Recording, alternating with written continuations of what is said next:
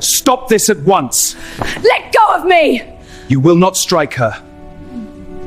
Stop this at once! Let go of me! You will not strike her. Beaten by her mother, she thought the quiet Duke was her savior until he whispered, "Give me a son and vanish," and she made him regret it. Adeline thought she knew what hell looked like. She thought hell was the crumbling drawing room of her mother's house. She thought hell was the bruises she hid under long sleeves and the constant fear of making a mistake. When the Duke of Blackstone bought her, because that is what it was, a sale, she thought she was being saved. He was dashingly handsome, tall, powerful, and terrifyingly silent. But when he stopped her mother's hand from striking her, Adeline saw a knight in shining armor. She walked down the aisle with hope in her heart. She thought that behind his cold eyes, there was a heart waiting to be warmed. She was wrong. On their wedding night, she waited for a kiss. She waited for a kind word. Instead, the Duke stood by the window and delivered a sentence that was colder than any beating her mother had ever given her. "Do not mistake this for a marriage, Adeline. Give me a son, and then vanish. I will pay you to stay away from me." This is the story of a woman who was promised a fairy tale and given a business contract. If you want to see Adeline find her strength and make the Duke regret every single word, hit that like button. And make sure you are subscribed, because the revenge in this story is served ice cold. Now, let's meet the monster. Chapter 1. The Golden Cage. "You clumsy, useless girl." The scream echoed through the damp hallway of Tremaine Manor. I, Adeline Tremaine, stood trembling in the center of the room. At my feet lay the ruined hem of my mother's expensive silk gown. I had tripped. It was an accident. But in this house, accidents were crimes. "Mother, please," I whispered, backing away. "I can mend it. I can fix it in an hour." Lady Tremaine didn't listen. She never listened. Her face was twisted with the rage that had consumed her since my father died and left us with nothing but debts. "Mend it," she shrieked. "You ruin everything you touch. You are a burden, Adeline. A millstone around my neck." She raised her hand. I flinched, closing my eyes, waiting for the sting. My mother's hand froze in mid-air. She lowered it slowly, smoothing her hair, her mask of civility sliding back into place. "Go to your room," she hissed at me. "And stay there. If you make a sound, I will sell your books to the ragman." I fled. I ran up the stairs, my heart pounding. But I didn't go to my room. I sat at the top of the landing, hidden by the shadows, and listened. I heard the heavy tread of boots. A deep, baritone voice that seemed to vibrate through the floorboards. "Lady Tremaine," the voice said. "I am here for the answer." "Your Grace," my mother purred, her voice dripping with false sweetness. "Please, sit. The answer is, of course, yes. She is young, she is compliant. She will suit your needs perfectly." "I do not need compliant," the man said coldly. "I need healthy. I need a breeder. My lawyers have drawn up the settlement. Your debts will be cleared upon the exchange of vows." Breeder. The word made my stomach turn. I peered through the banister. Standing in the hall was a mountain of a man. He was wearing black, stark, severe black. His face was hard, his jawline sharp enough to cut glass. He radiated power and a terrifying, icy silence. It was Sebastian, the Duke of Blackstone. The silent Duke. He was buying me. I should have been terrified. But as I looked at him, at the strength in his shoulders, at the wealth that could pay off my mother's cruelty, I didn't feel fear. I felt hope. 2 days later, he came to collect me. I was standing in the drawing room, wearing my best dress, which was 3 years old and darned at the elbows. My mother was frantic, pinching my cheeks to make them red. "Stand up straight," she muttered.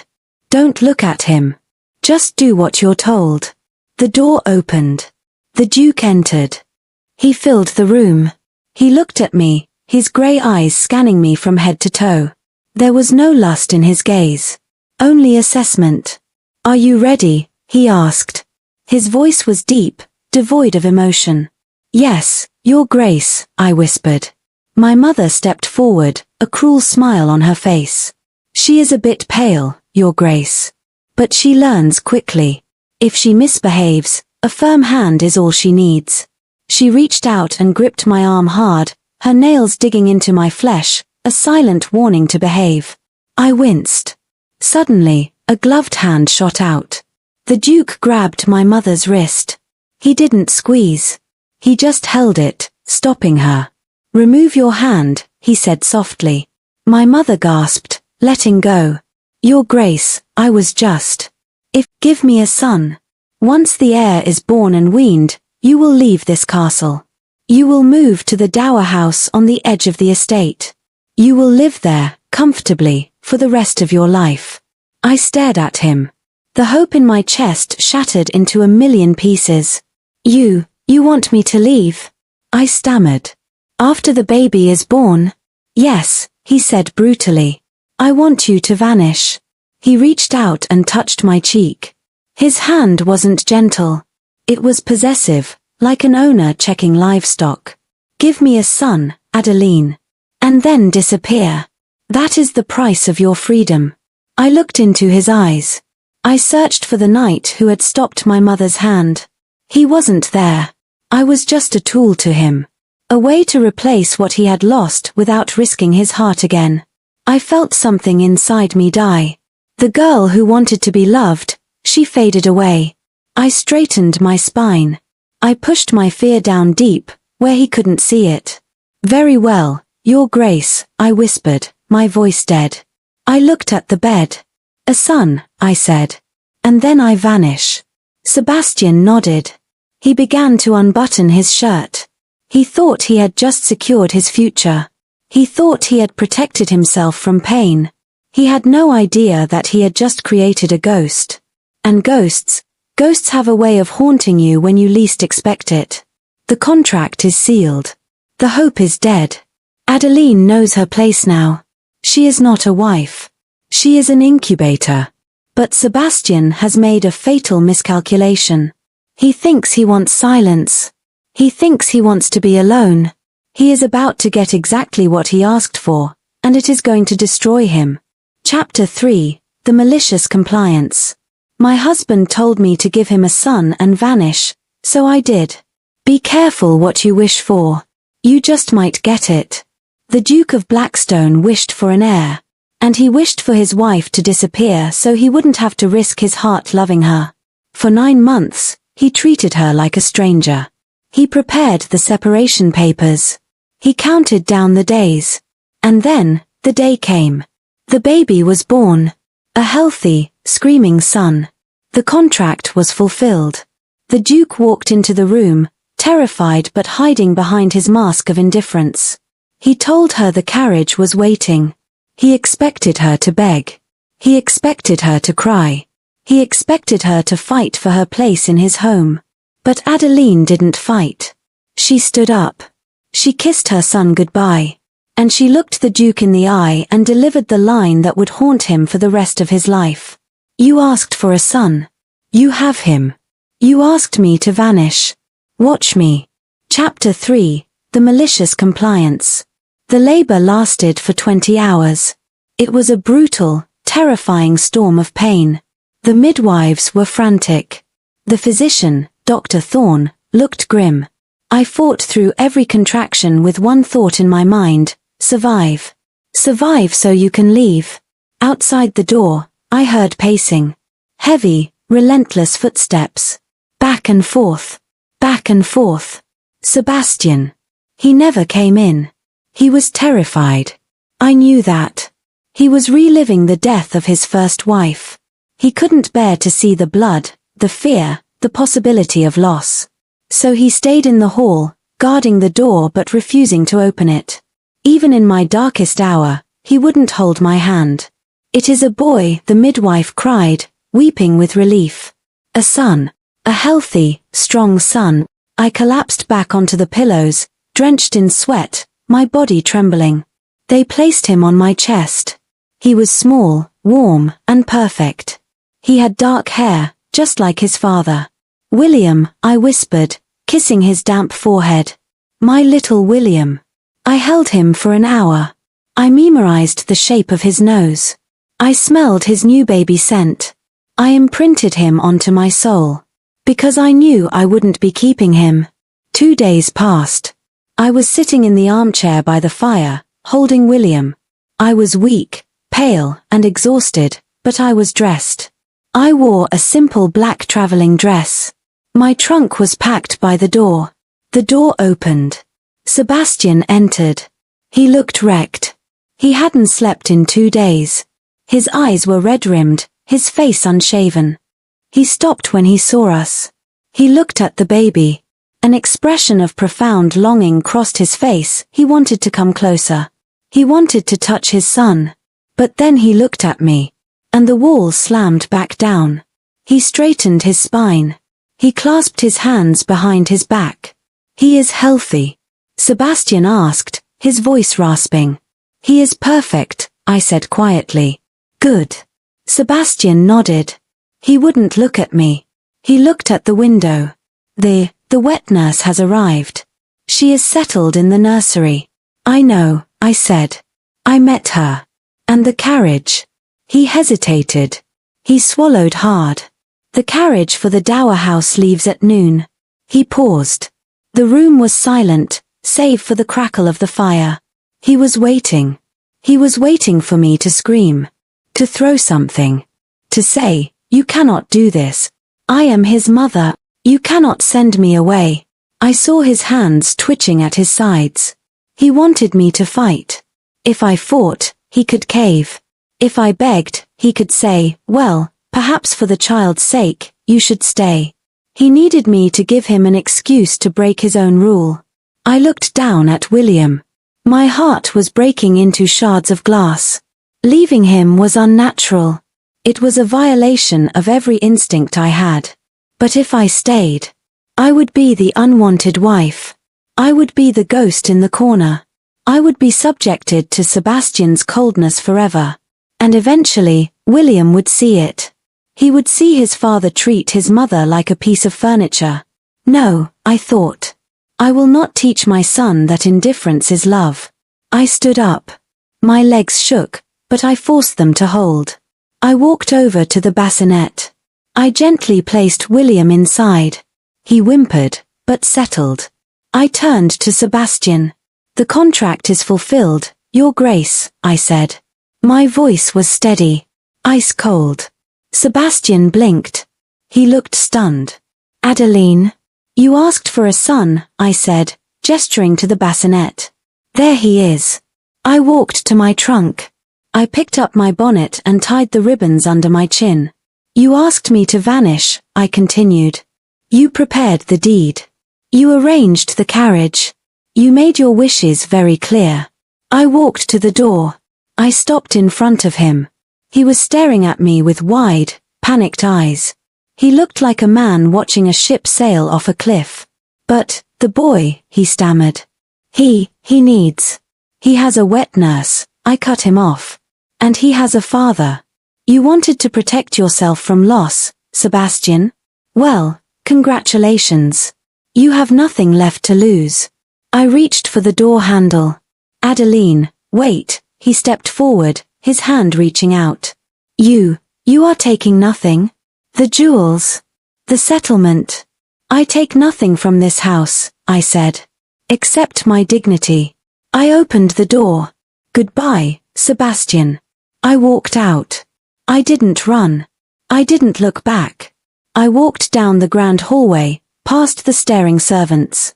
I walked out the front doors and climbed into the waiting carriage. To the dower house, I told the driver. As the carriage pulled away, I looked up at the window of the nursery. I saw a figure standing there. A dark silhouette against the glass. I let the tears fall then. Silent, hot tears. Watch me vanish, I whispered. She called his bluff. And it broke him.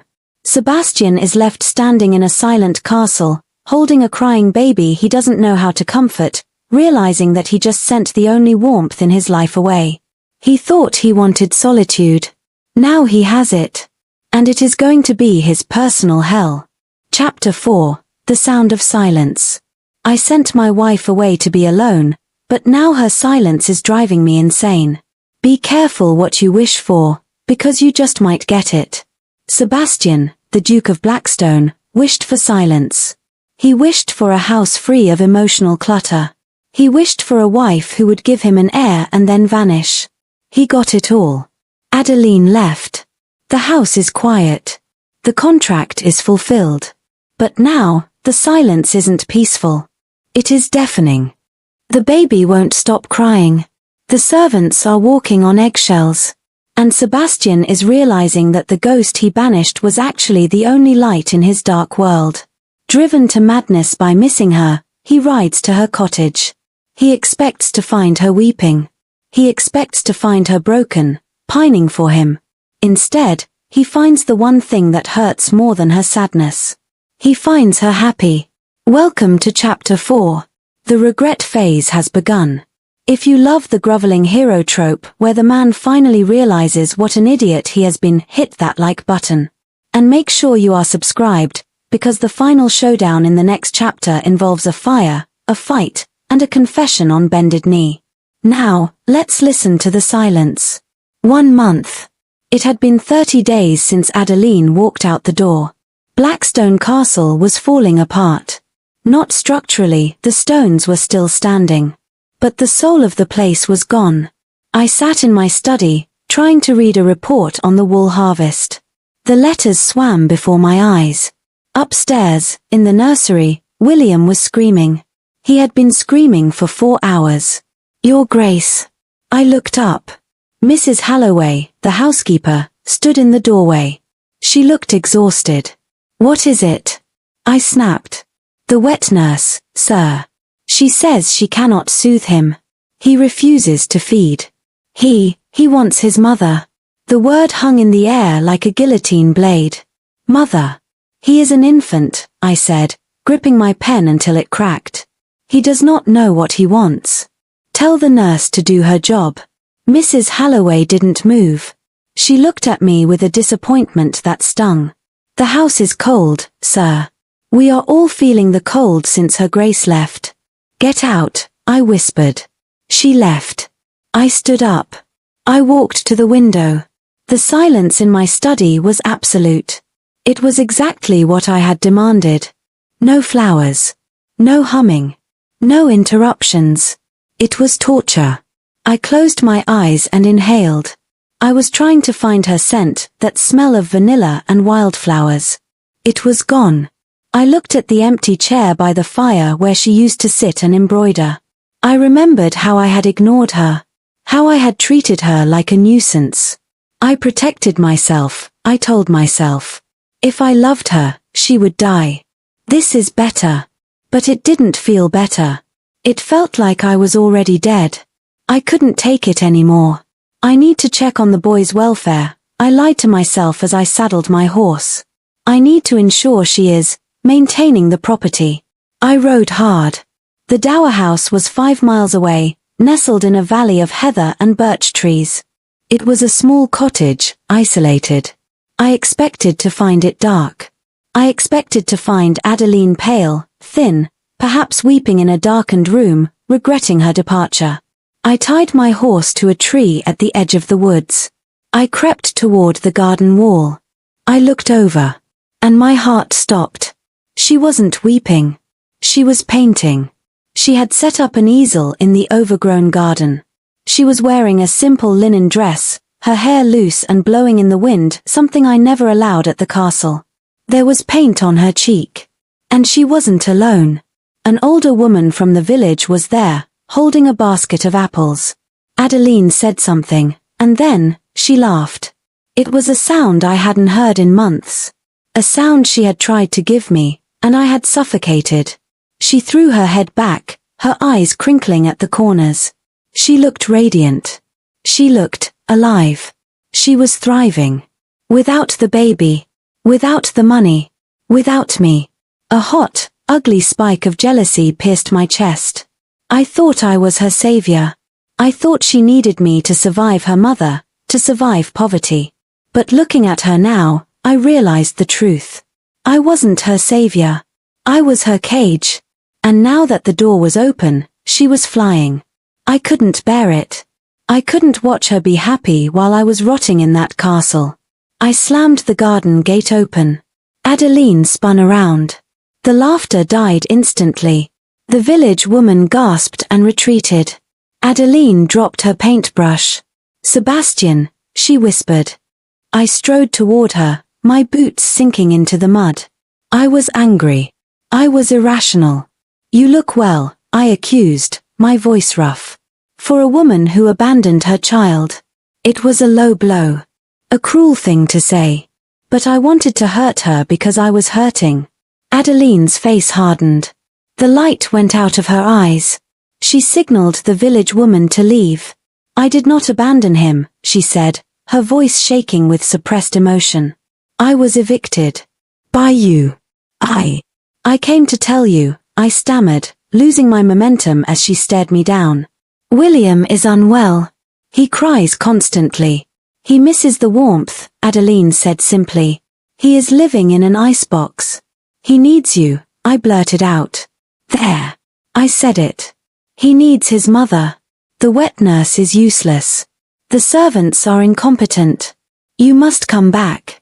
Adeline wiped her hands on a rag. She looked at me with a pity that was worse than hatred. Come back, she repeated. To what end, Sebastian? To be the broodmare again? To sit in the silence and wait for you to look at me? No, I stepped closer. To care for him. He has a father, she said, quoting my own words back to me. Or is the great Duke of Blackstone unable to handle one small infant? I cannot do it alone, I shouted. I cannot handle the silence. You asked for the silence, she shouted back, stepping forward, poking me in the chest. You demanded it. You wrote a contract for it. She took a breath, her eyes blazing.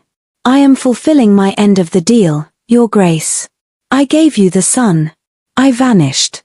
And look at me. She spread her arms, showing off her simple dress, her messy hair, her garden. I am happy, Sebastian. For the first time in my life, I am not afraid. I am not walking on eggshells. I am painting. I am breathing. She looked me dead in the eye. Why would I ever go back to being a ghost in your castle when I can be a woman here? I stared at her. I had no answer. I had nothing to offer her. My money. She didn't care. My title. She hated it. My love. I was too cowardly to give it. Go home, Sebastian, she said quietly. Go back to your son. Learn to hold him. Learn to love him. But do not come here and poison my peace just because you are miserable. She turned around. She picked up her paintbrush. Get off my property. I stood there for a long moment. I wanted to grab her. I wanted to beg. But I had no right. I turned and walked away. I rode back to the castle in the dusk. I went to the nursery. I picked up William. He was screaming. I sat in the rocking chair. I held him awkwardly against my chest. Shush, I whispered, tears pricking my eyes. I know. I miss her too. I had wanted silence. But as the night closed in, I realized that the silence wasn't peace. It was the sound of a man who had thrown away the best thing that ever happened to him. He came to demand. He left in defeat. Sebastian finally understands that he cannot command her to love him. He has lost her. Adeline has found her freedom. But freedom is fragile. Adeline thinks she is safe in her cottage. She thinks the only monster she has to worry about is the Duke. She has forgotten about the first monster. The one who sold her. Join me tomorrow for the grand finale, Chapter 5. Lady Tremaine returns. A kidnapping attempt. A fire. And the moment the quiet Duke finally finds his voice and his heart. Get your tissues ready. The grovel is coming. My abusive mother tried to kidnap me, and the cold Duke went absolutely feral to save me. I thought the danger was over. I thought that by leaving the Duke, I had escaped the pain. I was living a quiet life in my cottage, painting, breathing, healing. But I forgot one thing. Monsters don't just go away. My mother found out I was living alone. She found out I had no protection. And she came for me. She didn't come to visit. She came to sell me again. I was cornered. I was terrified. I thought no one would hear my screams. But someone was listening. The Duke of Blackstone hadn't just let me go. He had been watching. Waiting in the shadows. And when he saw my mother touch me, the quiet Duke finally found his voice. He didn't just save me. He destroyed the threat. And then, he did the one thing I never thought he was capable of. He fell to his knees in the mud. He cried. And he burned the contract that had kept us apart. Welcome to the finale. The ghost returns to the castle. The baby gets his mother. And the Duke gets his heart back. If you are ready for the happy ending Adeline deserves, hit that like button. And make sure you are subscribed, because next week, we are starting a brand new story about an invisible sister who marries a ruthless king. But for now, let's go home. Chapter 5, The Fire and the Vow. It was a stormy night at the Dower House. I was in the kitchen, making tea, trying to ignore the wind. I felt uneasy. Prickles of fear danced on the back of my neck. Then, the window shattered. I screamed, dropping the teapot. A figure climbed through the broken window. Wet, muddy, and terrifyingly familiar. "Mother," I whispered. Lady Tremaine stood up, brushing glass from her cloak. She looked deranged. Desperate. "You stupid, ungrateful girl," she hissed. "I heard the rumors. Living here alone. Like a peasant. While the Duke sits on a fortune." She lunged at me. I tried to run, but she was faster. She grabbed my hair, yanking my head back.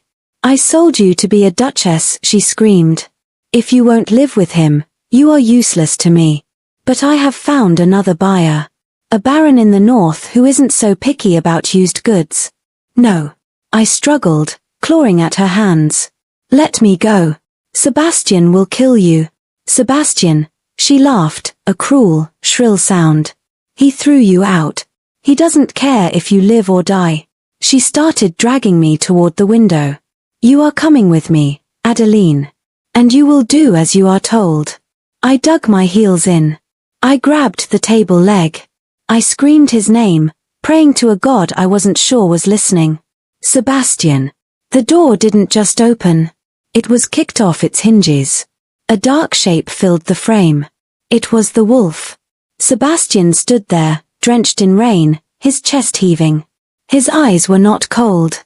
They were burning with a rage so pure, so terrifying, that the air seemed to crackle around him. He saw my mother's hand in my hair. He didn't speak. He roared. He crossed the room in 2 strides. He grabbed my mother by the back of her neck and literally threw her, across the room. She hit the wall and slid down, gasping. Sebastian stood over her. He looked like death personified. "I told you," he snarled, his voice shaking the cottage walls. "I told you that if you touched what was mine, I would destroy you." "Your Grace," my mother shrieked, cowering. She left you. She is a disgrace. She is my wife." Sebastian roared. "She is the mother of my son, and if I ever see your face within 100 miles of her again, I will not call the constable. I will hunt you down myself. Get out," he whispered. "Before I kill you." My mother scrambled up. She didn't look at me.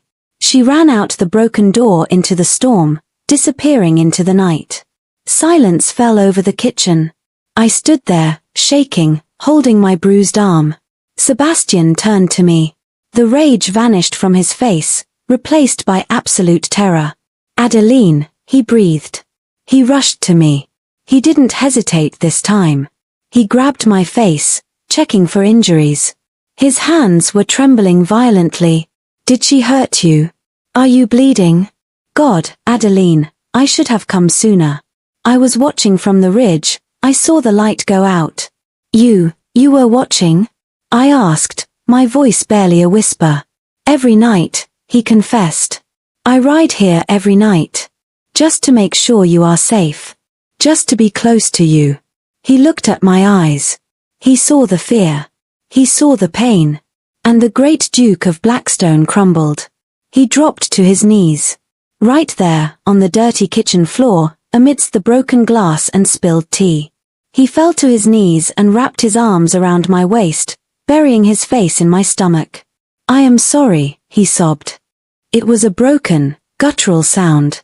"I am so sorry, Adeline. I was a coward. I was a fool." I looked down at him. The man who had demanded silence was now weeping into my dress. "I sent you away because I was terrified," he choked out. "I loved my first wife, and she died. I thought if I didn't love you, I couldn't be hurt. I thought if I made you vanish, I would be safe." He looked up at me. His face was wet with tears and rain. "But living without you isn't safety. It's death. This last month, it has been hell. The silence is hateful. The castle is a tomb." He reached into his wet coat pocket. He pulled out a soggy piece of paper. The separation agreement. The contract. He stood up. He walked to the stove, where a small fire was still burning. He threw the paper into the flames. We watched it curl and blacken. The words vanish and air turned to ash. He turned back to me. "No more contracts," he swore. "No more vanishing.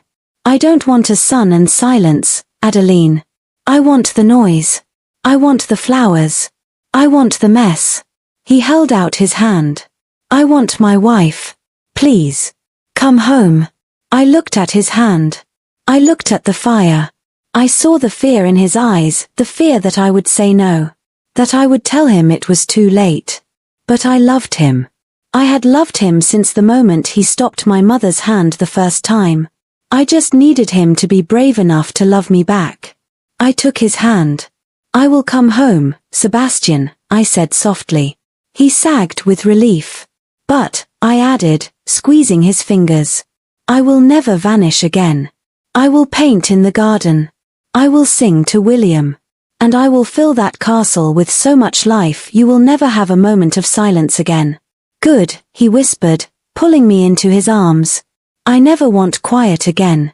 He kissed me. It tasted of rain and salt tears and desperate, overwhelming love. 1 year later.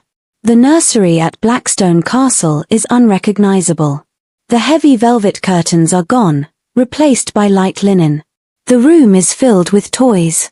I am sitting on the rug, stacking blocks.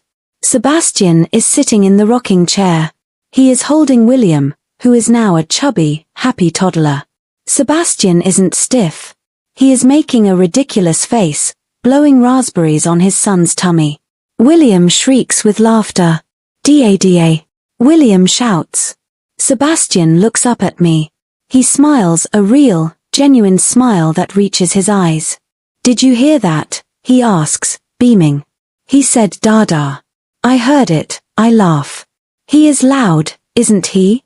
"He is," Sebastian agrees, kissing the top of William's head.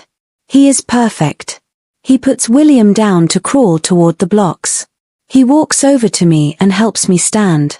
He wraps his arms around me, resting his chin on my head. "Thank you," he whispers into my hair. "For what?" "For not vanishing," he says. "For staying. For saving me." I lean back against him, listening to the happy noise of our son playing, the servants bustling in the hall, the life in the castle. "I didn't save you, Sebastian," I whisper. "We saved each other." The silence is gone forever. And in its place is a symphony of love. From a contract to a love story. From silence to a symphony. Adeline taught the Duke that the only thing scarier than loving someone is living without them. Thank you for listening to their story. I hope it reminded you that it is never too late to break down your walls. If you loved this happy ending, leave a red heart emoji in the comment. And don't forget to subscribe. Next week, we meet the invisible sister and the king who chose her. Until then, make some noise.